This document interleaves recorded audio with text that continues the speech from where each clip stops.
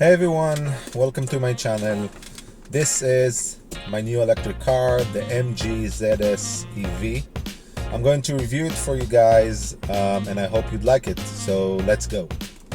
So this car is one of the most affordable electric vehicles out there. It costs here where I live around $40,000, but I'm sure that if we convert it to the US or somewhere in Europe, it will cost maybe around half of this, just because here we pay a lot of taxes on any car that you basically buy.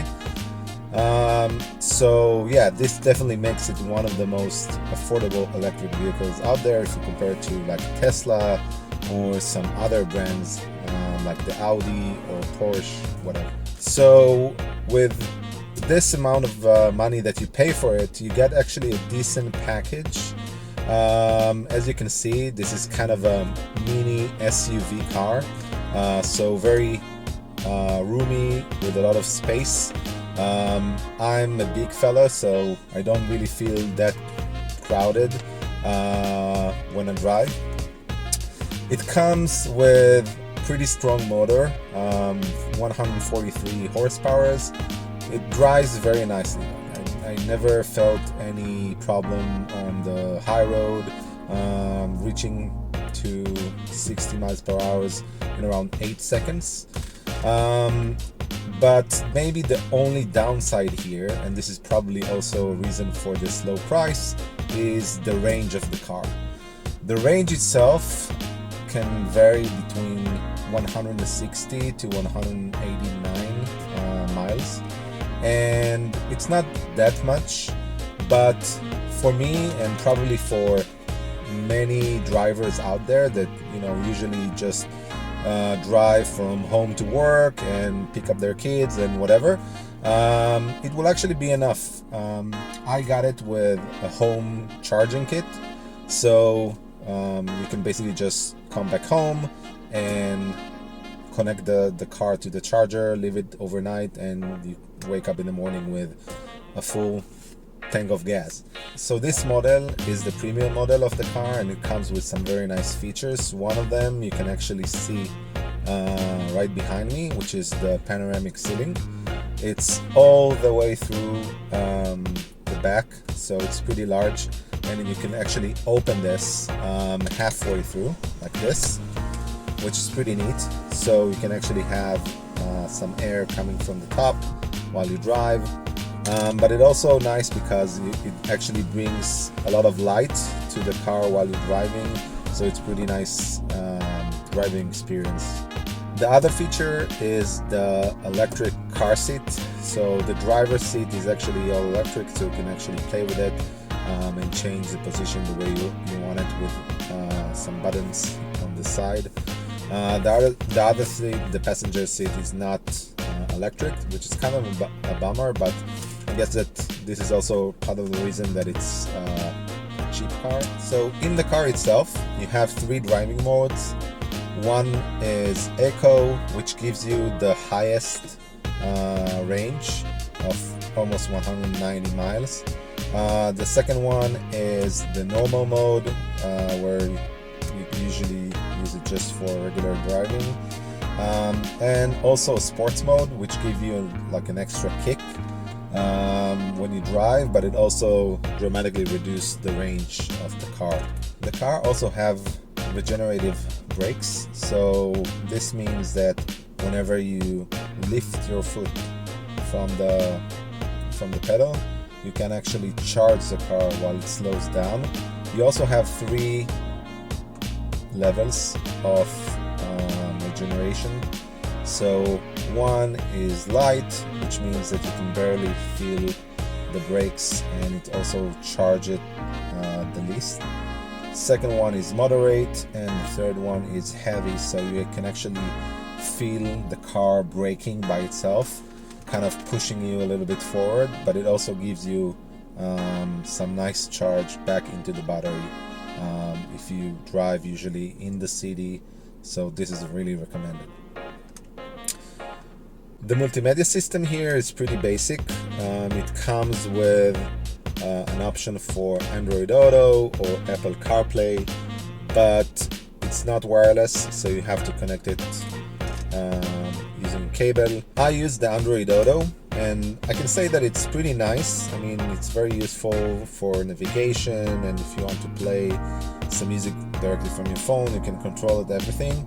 But it's not the same as having a full Android multimedia system, just from past experience. But I guess that it also makes sense for this car, just because you have the whole car settings here and all kind of features that are related to the electric engine that is in the car. So you must have either Android Auto or Apple CarPlay as an add-on and not as the default OS of the system. So in terms of safety, this car has some pretty advanced features that it comes with this premium model. In terms of driving assistance, so it has the lane assist system, where it basically keeps you in the middle of a lane, kind of like something you will see in a Tesla. And it also has a function called the MG Pilot, where it's basically semi-autonomous driving. It's an advanced cruise control where it knows how to drive faster or slower according to the car in front of you, and also keep you in the middle of the lane, so you can basically just keep your hands off the wheel. Don't do it, but you can basically do this, and also the leg off the pedal and just drive itself. And it works amazingly on highways, those kind of things, where it can actually identify the lanes pretty good, and you can reach higher speed. So this is something that I've been using quite often. It really helps you to drop the driving fatigue that you get after driving for a long time. So this is great. In terms of internal storage, it doesn't have much room compared to other cars that I've used to have, but I can say that compared to a Tesla, for example, you have enough space to put drink, to put money, keys, your wallet. You can also store some things over here, and it's pretty much enough for you to use on a day-to-day basis. At the back, you have a lot of legroom for anyone tall or large to sit. I added 2 tablet screens at the back of the seats, so my kids could play, which makes this really convenient. Connects to a SIM card that installed inside the car, so they have all the time internet, Wi-Fi access, so they can watch movies and basically keep quiet throughout the ride. At the back, the trunk is very large, as you would expect from an SUV.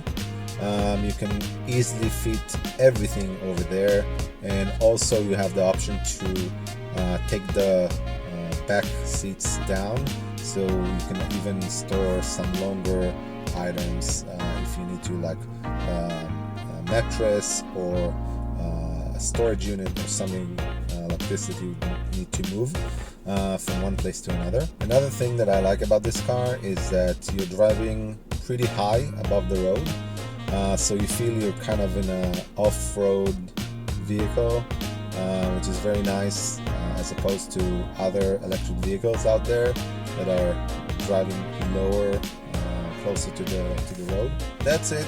Thank you for watching. I hope you liked this video. Stay tuned for other tech videos that are coming up soon. And if you like this video, please subscribe to my channel and support it.